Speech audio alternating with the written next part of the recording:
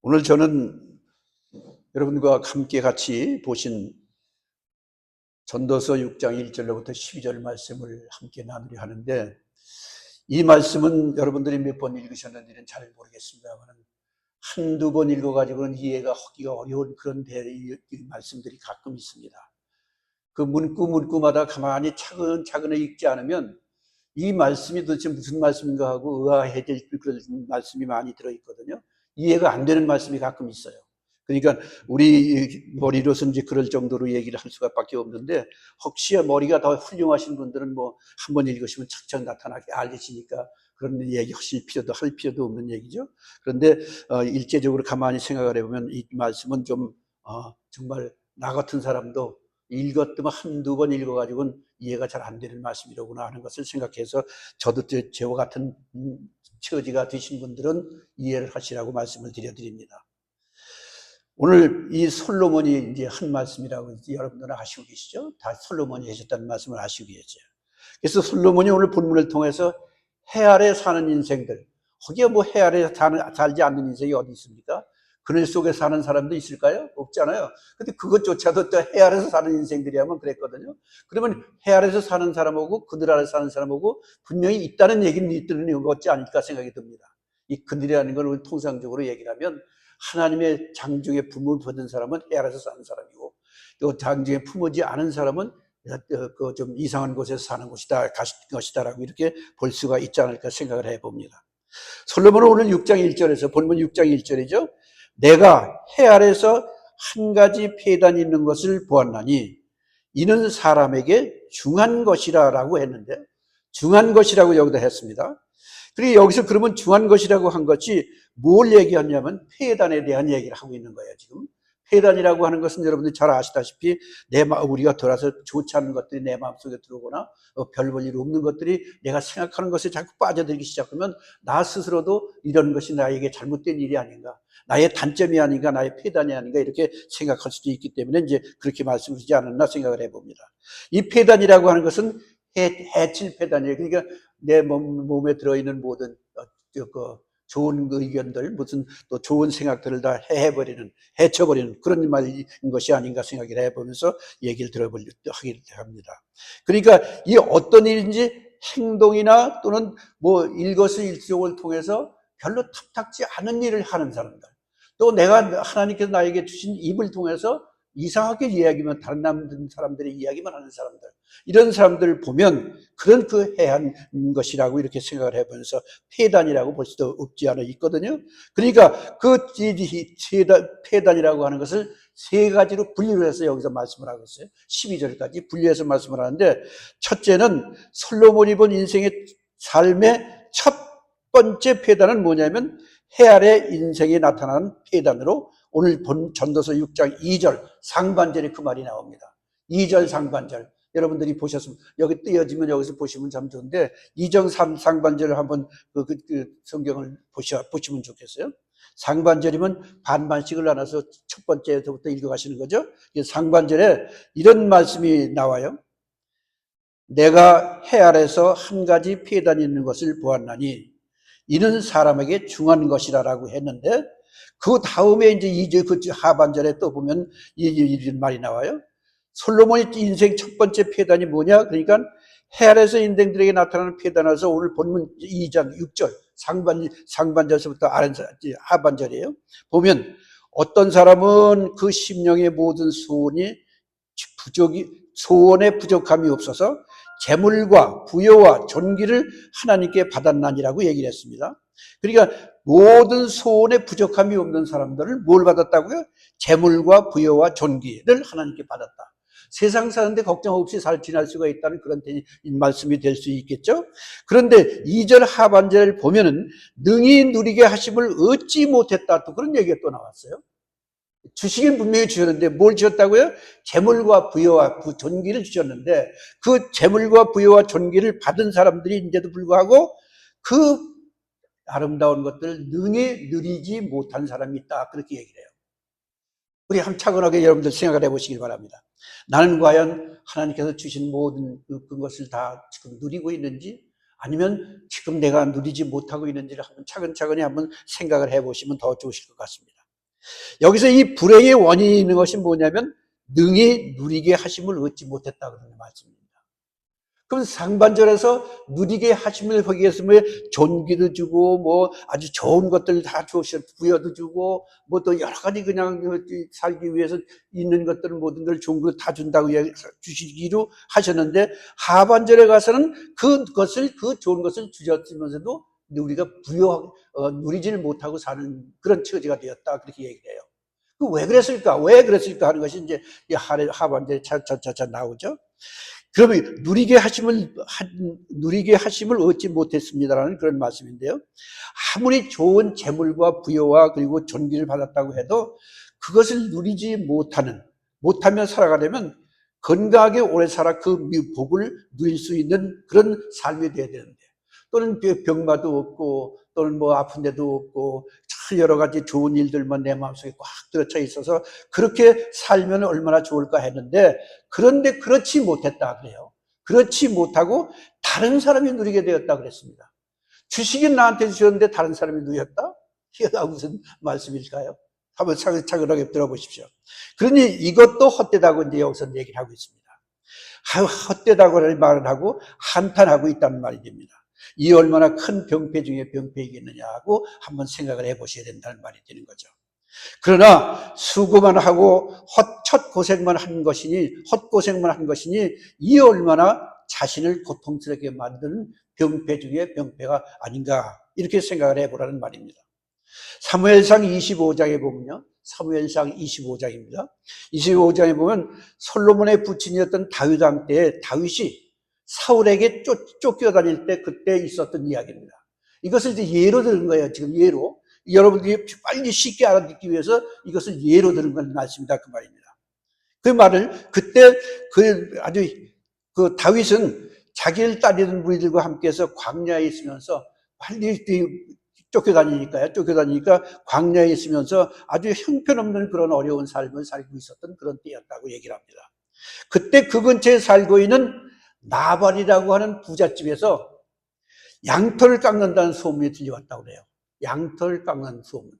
그러면 그때 당시에는 양털을 깎을 때는 주인이 그 깎는 일꾼들을 위해서 잔치를 베풀었다고 합니다. 그때 당시 그 풍습이 그렇다고 그래요. 그래서 잔치를 베풀기를 마련이었다고 하는데, 이것을 안 다윗은 자기 부하 10명을 나발의 집으로 보내서 먹을 것과 쓸 것을 좀 나누어 달라고 얘기를 했습니다. 그러니까 부자 나발은 단칼에 거절을 하면서 이건 너희들한테 줄 것이 아니다. 이거는 바로 우리 일꾼들한테 줄 거라고 얘기를 하면서 뭐라 그러냐면 말을 하면서 저들한테 그것까지만 얘기했으면 괜찮은데 다윗을 욕까지 한 거예요. 다윗이 이런 못된 짓을 하고 다닌다 그러면서 욕을 하고 있는 거예요. 그 말을 전해 들은 다윗은 몹시 분개할 수밖에 없었죠. 너무나 분개해가지고 그 분개 때문에 그냥 다윗이 화가 난 거예요. 그래가지고 부하 400명을 이끌고 나발의 집으로 달려갔습니다. 쫓아간 거예요. 왜? 나발을 붙잡아서 죽여버리려고 한번 그런 생각을 가지고 있었겠죠. 그래서 달려갔더니 그때 나발의 아내였던 바로 아비가일이라고 하는 부인이 혼자 집을 지키고 있었을 때였어요. 그러니까 그때 아비가일은 나발은 다른 데로 어디 잠시 나갔던 모양이죠. 그러니까 아비가일이 그 소식을 듣자마자 부랴부랴 떡과 포도주와 뭐 좋은 거는 좋은 것대로 몽탕 다 이렇게 한 채에서 큰 상을 차려놓고 오실 줄 알았습니다. 어서 오십시오라고 안대를 해가지면서 그 많은 사람들에게 먹이고 400여 명을 먹였다는 게 얼마나 대단한 겁니다. 보통 지혜자 아니면 이렇게 할 수도 없는 거지 않겠어요? 그런데 그러니까 이제 아비가일이 그렇게 좋은 음식을 대접을 하고 줄 걸 다 주면서 뭣도 가져가시고 좀 가져가십시오 하고 얘기를 하니까 얼마나 다윗이 마음이 푹 누그러졌겠어요. 그 다윗이 누그러져서 화가 풀려가지고 준비해 놓은 음식을 받아가지고 그리고는 돌아갔다고 얘기를 합니다. 그 다음날 나발한테 부인 아비가일이 말을 했습니다. 여보, 당신을 잡아 죽이려고 어저께 다윗이 400여 명의 군사를 끌고 우리 집에 왔었어? 그러고 얘기를 한 거예요. 그랬더니 그 소리를 들은 아비가일의 남편인 그 나발은 가슴이 벌벌 떨기 시작하더니 자꾸 몸이 점점 굳어가기 시작하면서 다리에 누워버리고 말았습니다. 그러고 나서는 얼마 안 있어서 그냥 죽어버리고 말았던 거예요. 자, 이거 참 이상한 일이 아닐까. 왜 페랑간에 그렇게 죽었을까 하는 것도 우리가 한번 생각을 해봐야 되겠습니다. 그러니까 그때 나발 곁에서 그냥 겁이 들려가지고 쓰러져서 그냥 어쩔 줄을 모르던 친구가 숨을 앓기 시작하더니 죽어버리고 말았습니다. 죽어버리고 말았는데 이것을 조금 좀 이해하기 쉽게 하려면 삼상 25장 38절을 봐야 됩니다. 삼상 8장 25장 38절에 보면요, 이런 얘기가 나와요. 여호와께서, 나발이 죽었다는데 여호와께서 나오신 거예요. 여호와께서 나발을 치심에 그가 죽으니라라는 그 문구가 나와 있습니다. 그 문구를 한번 보시면, 이건 하나님의 뜻에 합당하지 않았기 때문에 나발을 하나님께서 데려갔구나 하는 생각이 들지 않겠습니까? 맞습니까? 그렇습니다. 그래서 나발을 데려간 거예요. 왜 그 하나님이 그를 치셨을까? 내가 너에게 재물과 부여와 존귀를 많이 주었지만 너는 쓸 줄을 모르는구나. 그러면 너 같은 사람은 쓸 필요가 없다. 그러고 오히려 하나님께서 여호와께서 주신 자에게 뺏어서 다른 사람을 주려고 한 거다 말이에요. 그 얘기를 하는 거예요. 지금 이 말씀 속에서는요. 그렇게 얘기를 한 거예요. 그래서 너는 그것을 누릴 자격이 없다. 그렇게 얘기를 하는 겁니다. 그래서 하나님이 그의 영혼을 불러 가셨다라고 우리는 보는 것이고, 또 성경을 연구하는 학자들은 또 그렇게 또 써놓고 있습니다. 그로 인해서 나발의 아내 아비가일은 다윗의 아내가 되었습니다. 다윗의 아내가 되어서 나발이 가지고 있던 그 많은 재산을 전부 다 다윗이 다시 쓸 수 있게 되었다. 그런 얘기입니다. 그러면 하나님께서 누구를 사랑한 걸까요? 한번 차분하게 생각을 해보시기 바랍니다. 다윗을 사랑하셨기 때문에 그런 일이 일어나지 않았나 쉽게 표현을 하면 그렇게 얘기할 수가 있는 것입니다. 그 다음에 인생 삶의 두 번째 폐단이 또 나오는데요. 이 폐단은 3절에서부터 6절 말씀입니다. 3절에서부터 6절 제가 읽을게요. 3절. 사람이 비록 100자녀를 낳고 100자녀를 낳았다고 그래요. 옛날에는 자녀 많이 낳는 사람들을 부자라고 얘기하잖아요. 그렇죠. 100자녀를 낳고 장수해서, 다시 말하면 오래 살아서 사는 날이 많을지라도 그 심령에 낙이 족하지 못하고 또 그 몸에 매장되지 못하면 나는 이르기를 낙태된 자가 저보다 낫다 하노니라고 얘기를 하고 있습니다. 이 말씀은 이제 쉽게 이해가 되죠. 그렇게 되시면 이해서 읽게 됩니다. 그래서 이 사람은 100자녀를 두고 자녀에도 복을 받은 사람이었다고 얘기해요. 그런 사람이에요. 또 장수의 복도 받고 건강도 했을 것은 분명합니다. 그런데 문제는 그 심령에 낙이 부족했다, 그런 뜻인 거예요. 이 낙이라는 게 뭐냐 그러면 다시 한번 또 여기서 깨달아 봐야죠. 보통 통상적으로 우리 인간들은 나부터라도 먼저 내가 갖고 싶어 합니다. 남을 주기보다는 내가 먼저 갖기를 원하는 것이 우리 인간들의 삶이에요. 그렇기 때문에 지나치게 자기 욕심을 부렸던 것들 생각한다면 이것을 통해서 이런 말씀을 하나님께서 하신 것이 아니겠는가 하는 것을 생각해 볼 그런 기회가 되는 것입니다. 그런데 문제는 그 심령에 낙이 좋겠다. 그렇게 족하지 못했다고 얘기를 합니다. 아무리 오래 산들 마음속에 평안이 없으면 그것은 행복이 아니고 불행일 수밖에 없다는 얘기를 거기서 표현해주고 있는 말씀이 그 말씀입니다. 또 그 몸이 매장되지 못하면이라고 말씀을 했는데, 매장되지 못하면 땅속에 묻힌다는 얘기가 아니에요. 매장이라는 게 묻지 못하니 그랬는데, 아무리 오래 산들 마음속에 평안이 없으면 그것은 행복이 아니고 불행인 것입니다. 자기가 아무리 100자녀 이상을 주고 있다고 하더라도, 제 아무리 부자로 살다고 하더라도 그것을 제가 누리지 못하고 살다 그러면, 살지 못했다는 얘기를 하면 그 사람은 틀림없이 세상을 살 때 남 도와주는 건 뭐도 없고 자기 혼자만 먹고 그냥 떵떵거리고 살았던 그런 사람이 아니었는가, 이렇게 생각을 해보지 않을 수가 없잖아요. 그럼 우리들에게는 이 말씀 중에서 주신 말씀이 무엇일까 하는 것을 또 한번 생각해 봐야 되지 않겠습니까? 아무리 평안 속에 산다고 할지라도 그 평안을 제대로 누릴 수 있는 평안은 모든 사람과 함께 서로 어울려 살아가는 그 모습, 그것이 가장 귀하다고 하는 것을 얘기하는 것이 바로 그 말입니다. 솔로몬은 그런 사람을 오늘 본문 3절 후반절 4절에서 말하기를, 나는 이르기를 낙태된 자가 저보다 낫다 하노니, 낙태된 자가 애를 낳아보지도 못하고 낙태된, 그러니까 애가 살아있지도 못하고 죽어서 낙태된 그런 사람보다 낫다고 했다. 그런 얘기예요. 그럴 수가 있나? 이런 얘기하죠. 여기서 낙태된 자는 헛되이 왔다가 어두운 중에 가매 그 이름이 어두움에 덮이니라고 했습니다. 낙태된 자는 하늘을 보지 못했잖아요. 낙태된 자는 이 세상 가운데 즐거운 아름다운 빛을 보지 못하고 살았지 않습니까? 햇빛을 못하고 살다가 죽은 것이 아니겠어요. 그래서 그걸 얘기를 하는 겁니다. 그리고 낙태된 자가 더 나은 이유를 여기서 표현하는데 그것을 5절에다 말을 해요. 5절에다가 5절 보시면 햇빛을 보지 못하고 알지 못하나 이가 저보다 평안함이라 됐습니다. 그러니까 세상 가운데 사는 사람들 가운데서 욕심만 가지고 자기만 잘 살겠다고 절절하던 사람들이 오히려 차라리 병원이 뱃속에서 낳지도 못하고 낙태만 돼서 간 어린 아이보다도 훨씬 못하다. 그런 뜻이 이 5절에 나와 있는 파리 그 말인 것 같아요. 그러기에 차라리 낙태된 자가 더 평안하다고 얘기를 하고 있는 거 아니겠습니까? 그리고 6절에서 솔로몬은 마음의 평안함이 얼마나 귀한 것인지를 저가 비록 1000년의 갑자를 산다 할지라도 낙을 누리지 못하면 마침내 다 한 곳으로 돌아간 것뿐이 아니냐라고 얘기를 하고 있습니다. 그 한 곳이 어딜까요? 우리도 한번 생각할 이 말씀 안 해도 이 말씀을 알고 있지 않습니까?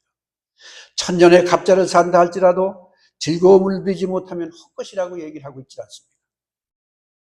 창세기 5장 27절에 보면요. 27절에 보면 세상에서 제일 오래 산 사람이 나옵니다. 지난번에도 우리 승재 장로님께서 설교하실 때 말씀을 드리셨죠. 무두셀라라고 하는 사람인데 969세를 살았던 그런 사람 아닙니까? 그런 많이 살았던 사람인데 그처럼 오래 산다고 한들 낙이 없이 살다가 가면 무슨 쓸데가 있느냐 그런 얘기인 거예요. 그러니까 우리 그 낙이 어떤 낙인지를 차근차근히 들으셔야 될 것 같습니다. 하나님께서 우리에게 주시는 낙은 세상에서 주는 평안이 아니고 하나님께서 주시는 평안, 하나님께 주시는 낙을 우리들이 가지고 살아야 된다. 그런 뜻이 이제 여기서 차차차차 나타나기 시작을 하죠. 그러나 아무리 오래 살아도 죽음을 피할 수 없는 것인데 그러나 오래 살면서 고생만 실컷 하다가 죽는 셈이 되지를 않느냐는 그런 말씀이 들어있는 것이 말인 것입니다. 그런데 하나님께서는요, 하나님의 자녀들에게 건강의 복, 장수의 복, 평강의 복을 주시기를 늘 원하고 계십니다. 사람은 사는 동안에 단 하루를 산다 할지라도 주님 안에서 평안을 누리며 살아가는 우리 모두가 되시기를 바랍니다. 그렇게 사는 것이 참된 삶이기 때문에 말씀을 드리는 것입니다. 뿐만 아니라 자녀들이 효도하며 공경하는 자녀들이 되기를 바라야 합니다. 그러기 위해서는요, 자녀들이 공경을 하는 것이 나에게 공경을 하기 위한 것을 위해서는 어떻게 해야 될까? 나 자신이 먼저 내 부모를 먼저 공경하고 그리고 부모께 효도하는 본을 자라나는 자식들에게 본을 보여주는 것, 그것이 참 은혜라고 이 말씀을 하고 있는 것이 이 안에 들어있는 말씀인 것입니다. 인생 삶의 세 번째 폐단은요, 오늘 본문 7절에서부터 9절 말씀이 나오는데요. 오늘 본문 7절, 6장 7절로부터 9절까지 보겠습니다. 사람의 수고는 다 그 입을 위함이나 그 식욕은 차지 아니하느니라. 지혜자가 우매자보다 나은 것이 무엇이뇨? 인생 앞에서 행할 줄을 아는 가난한 자는 무엇이 유익한고? 눈으로 보는 것이 심령의 공상보다 나으니 이것도 헛되어 바람을 잡으려는 것이다 라고 쓰고 있습니다. 7절 다시 보시면 사람의 수고는 다 그 입을 위함이다. 그 식욕은 차지 아니한다 그렇게 얘기를 했어요. 두 절 간단한 절기 가운데서 두 가지 뜻을 가지고 있습니다. 사람은 먹어야 살게 되어 있습니다. 먹지 않으면 죽습니다. 지혜자도 우매자도 먹어야 되고 부자도 가난한 자도 먹어야 삽니다. 그런데 아무리 먹어도 식욕은 차지가 않는 것입니다. 하루 잠시 먹었다고 한 끼 먹었다고 해서 일평생을 살아가는 게 아닙니다. 오늘 먹었으면 내일 또 먹어야 되는 것이 아니겠습니까? 인간의 욕심은요, 식욕뿐만이 아니라 끝이 없는 것입니다. 한이 없어요. 인간의 욕심이라는 건 그렇습니다. 8절에 보시면 지혜자가 우매자보다 나은 것이 무엇이냐라고 말씀을 했습니다. 자는 우매자나 욕심에 충족을 시키지 못한다고 얘기를 해요. 그래서 지혜자는 더 나을 것도 없다는 말이 되는 것이죠. 아무리 좋은 지혜를 가지고 있다고 할지라도 먹지 않으면 죽으니까 그럴 수밖에 없지요. 그리고 8절 하반절에는 인생 앞에서 행할 줄을 아는 가난한 자는 무엇이 유익한고라고 말을 하면서 이 사람은 비록 가난은 하지만 인생 앞에서 행할 줄 안다고 했습니다. 그만큼 지혜롭다는 말 아니겠습니까? 지혜자가 아무리 자기의 지혜를 다 짜내고 아무리 고생하고 수고해도 원하는 것은 손에 쥔다고 한들 그것이 무엇이 그렇게 세상 살면서 유익하겠느냐는 그런 말이 되는 것이지요. 그렇기 때문에 결코 만족할 수 없는 것이 우리 인간인데 그러면 인간은 어떻게 하며 살아가야 되는가 하는 것을 마지막 절로 이제 계속해서 이야기를 드리고 있습니다. 9절을 보시면 좀 더 쉽게 이해가 조금은 되실 수 있을 것입니다. 눈으로 보는 것이 심령의 공상보다 나으니 그랬습니다. 심령의 공상보다 나오네. 마음속으로 생각하는 것보다 훨씬 낫다. 눈으로 보는 것이. 이것도 헛되어 바람을 잡으려는 것이다 그랬어요. 또 그것도 역시 안 좋다 그렇게 얘기를 하셨죠. 내가 소유하고 내가 손에 쥐고 있는 것이 눈으로 보는 것이 없어 심령으로 공상하는 것보다는 낫기는 낫다는 것이죠. 보기는 보니까 먹지는 못하고 내가 쓰지 못해도 보기를 볼 때는 보는데 그러나 남이 쓰는 것은 남이 다 쓸 수밖에 없었다 그런 얘기입니다. 그러나 그것도 잠시일 뿐이고 또 다른 욕구가 생기게 되니 인간의 욕심은 한이 없다는 말이 여기에 표현되어 있는 말씀입니다. 그래서 눈으로 보는 것이 심령의 공상보다 낫지만 그것도 헛되어 바람을 잡으려는 것이라고 말하고 있는 것입니다. 그렇습니다. 인간의 욕구는 아무리 애쓰고 힘써도 마음에 차지는 않는다는 것입니다. 금을 가지면 더 좋은 걸 갖고 싶고 다이아를 가지면 더 좋은 걸 갖고 싶고 그게 우리 인간의 삶의 욕심이기 때문에 그렇습니다. 인간의 욕구는 아무리 힘써도 마음이 차지 않는다는 건 말이 되는 것입니다.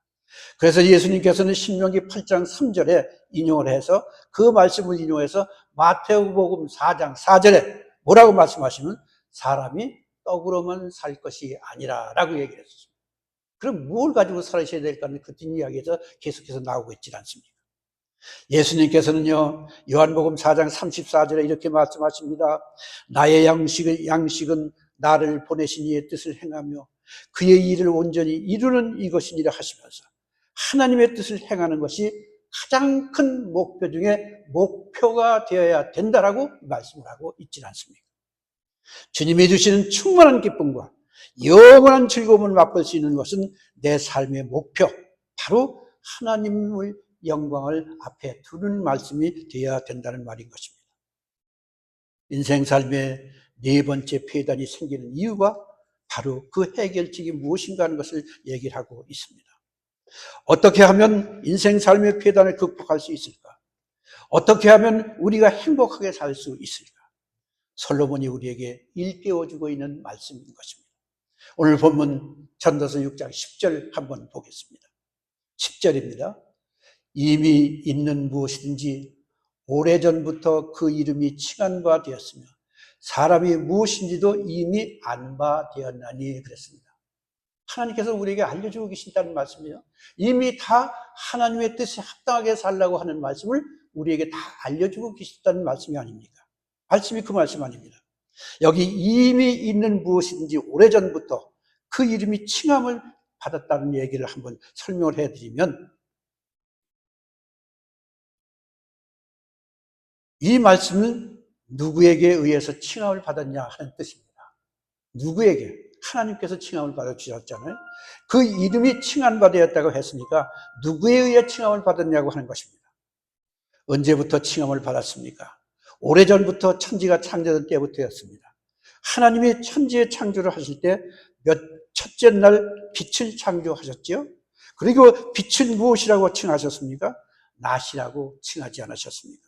그리고 어두움은 밤이라고 칭하시고 낮은 낮이라고 칭하시고 그때부터 빛은 낮이고 어두움은 밤이 되지 않았습니까? 하나님이 정하신 질서이기 때문에 이것은 누가 바꿀 수가 없다는 말 아니겠습니까? 사람을 창조하시고 그 이름을 칭하신 것도 하나님께서 흙으로 사람을 빚어서 코에 생기를 불어넣어 사람을 만드셨습니다. 만드시고 난 후에 사람의 이름을 아담이라고 칭하셨습니다. 왜요? 흙에서 왔기 때문입니다. 흙에서 왔기 때문이라는 것입니다.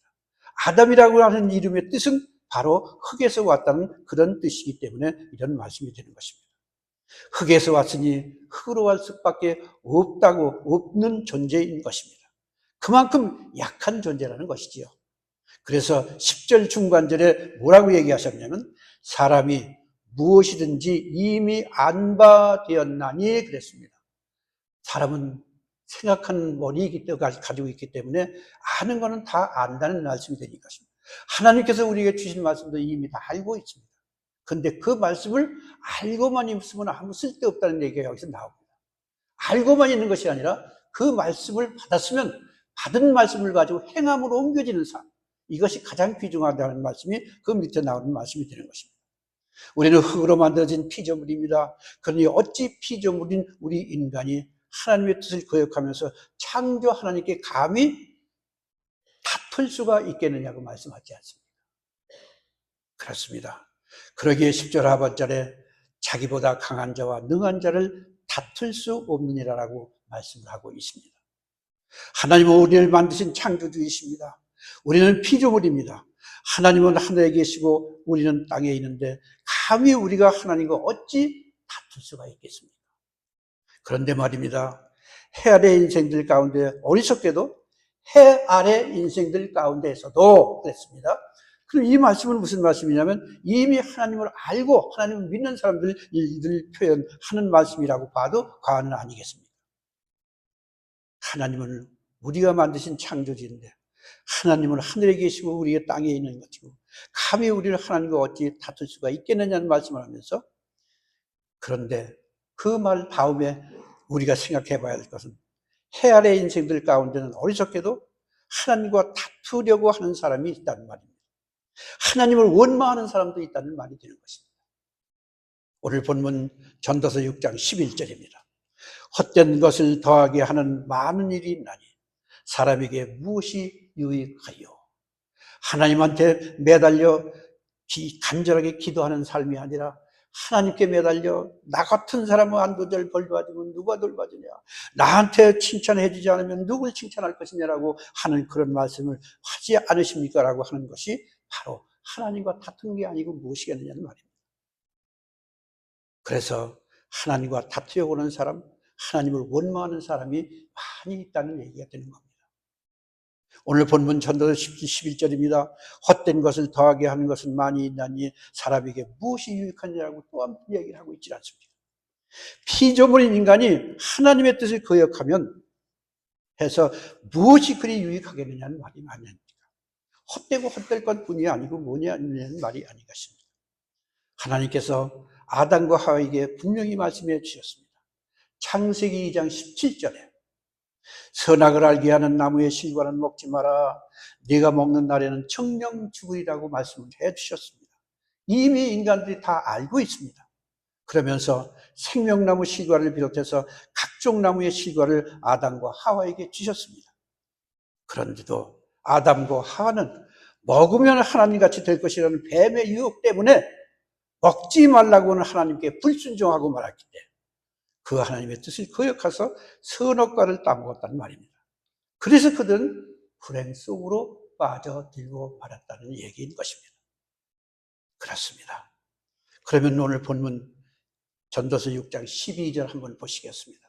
우리 전도 6장 12절 마지막 절이니까 한번 같이 한번 읽으실까요? 천천히 한번 뛸 때 띄고 읽으셔야 잘 이해가 됩니다. 자, 6장 12절입니다. 시작. 헛된 생명의 모든 날을 그림자같이 보내는 일평생의 사람에게 무엇이 낙인지 누가 알며 그 신후에 해 아래서 무슨 일이 있을 것을 누가 능히 그에게 고하리요? 라고 했습니다. 이해가 되시죠? 이제 그 말씀을 보시면 대충 아시게 되겠습니다. 솔로몬은요, 인간의 생명은 헛된 것이라고 말했습니다. 일평생의 모든 날을 그림자같이 보내야 하기 때문인 것입니다. 야고보 사도는 야고보 4장 14절 이하의 말씀을 하길 이렇게 얘기를 합니다. 만일 내가 내일 일을 너희가 알지 못하는도다. 너희 생명이 무엇이뇨? 너희는 잠깐 보이다가 없어질 안개니라라고 말씀을 하고 있습니다. 참 그런 말씀을 우리가 들었다면 별것도 아닌 인상을 가지고 뭐가 하나님께까지 다툴 수 있게 되겠냐는 말이 아닙니까? 그러나 이와 같이 무지하고 무능한 우리 인생이 행복이 무엇인지 어떻게 알 수 있겠냐는 것이 아니겠습니까? 무엇이 행복을 가져다 주는지 우리는 알 수 없으나 오직 하나님만은 아시고 계시다는 말씀입니다. 그러니 우리는 하나님께서 말씀하신 대로 따르는 것이 행복의 비결이라는 말씀인 것이죠. 그 신위의 해 아래서 무슨 일이 있을 것을 누가 능히 그에게 고하리라고 했습니다. 인간의 장래에 대해서 누가 능히 고할 수가 있겠느냐는 말입니다. 장래를 누가 그렇게 알고 있겠느냐는 그런 말입니다. 아무도 알 수 없습니다. 내일 일을 알지 못하는 것이 인생입니다. 한치 눈앞도 내다볼 수 없는 것이 인생 삶 아니겠습니까? 그러나 하나님께서는 아시고 계십니다. 그러나 하나님이 말씀하신 대로 따르는 것이 그 뜻을 따라 사는 삶이 행복한 삶을 사는 비결이라는 말씀을 하고 있는 것입니다. 우리 사랑하는 여러분, 세상의 행복을 목표로 살지는 마십시오. 그러면 절대로 행복해지지 않습니다. 오히려 비참해집니다. 행복은 부귀와 영화에 있는 것이 아니기 때문입니다. 그러나 여러분, 하나님 제일주의로 살아가셔야 합니다. 신앙 제일주의로 살아가셔야 할 것입니다. 하나님의 뜻을 이루어드리는 삶을 살아가셔야 하실 것입니다. 바로 그것이 나의 행복의 비결이 되어야 된다는 말인 것이죠. 그렇습니다. 그래서 예수님은 마태복음 6장 33절에 너희는 먼저 무엇을 구하라? 그의 나라와 그의 의를 구하라. 그리하면 이 모든 것을 너희에게 주시라고 말씀하신 내용이 거기 있지 않습니까? 하나님은 제일주의로 사셔서 여러분의 남은 생애가 주님 안에서 복되고 아름답게 되시기를 간절히 축원합니다. 무엇보다도 하나님께서 여러분 모두에게 마음의 평강, 심령의 낙을 허락해 주시기를 바랍니다. 이것이 바로 행복의 비결인 것입니다. 그리고 여러분의 가정이 평안하고 자녀들로부터 효도받고 공경받는 화목한 가정을 다 이루시기를 우리 주 예수님의 이름으로 축원합니다. 우리 함께 기도하시겠습니다. 같이 기도하시죠. 하나님께서는 해 아래에서 사는 우리 인생을 사랑하여 주셔서 세상에 사는 동안 재물과 부여와 존귀를 풍성하게 주셨건만 주신 것도 누리지 못하고 죄의 속에서 빠져 허덕이며 살아가고 있는 저희들을 불쌍히 여기셔서 솔로몬을 통하여 또 한 번 깨달음을 주셨음을 감사합니다. 아무리 좋은 것을 저희에게 주셨다 할지라도 그것을 누리지 못하고 사는 저희 인생들이오니 우리들에게 깨달음의 지혜를 주시옵소서. 하나님께서 주신 복을 누리며 살아가는 참 믿음을 허락해 주시옵소서. 사람이 비록 일백자녀를 두고 장수하며 사는 날이 많을지라도 심령의 낙이 족하지 못하면 무슨 소용이 있겠습니까? 우리 모두는 가슴 속에 하나님을 영을 모시고 하나님께서 주신 복을 가지고 기쁨으로 즐거움으로 살아갈 수 있도록 건강의 복, 장수의 복, 평강의 복을 누리며 살아가는 참 복된 성도가 될 수 있도록 깨닫는 지혜도 주시고 은혜 충만하게 해 주시옵소서. 오로지 전지전능하신 성삼위 하나님만을 모시고 세상 가운데 누리는 행복을 목표로 삼고 살지 말고 신앙 제일주의로 하나님의 뜻을 이루어 드리는 삶을 살게 하여 주시옵소서. 그것이 바로 우리가 가져야 할 참 행복의 비결임을 확신하고 돌아가는 저희 모두가 되게 살아가는 저희 모두가 될 수 있도록 은혜 주옵시기를 간절히 바라오며 사랑과 은혜가 풍성하신 우리 구주 예수님의 이름으로 기도하옵나이다. 아멘.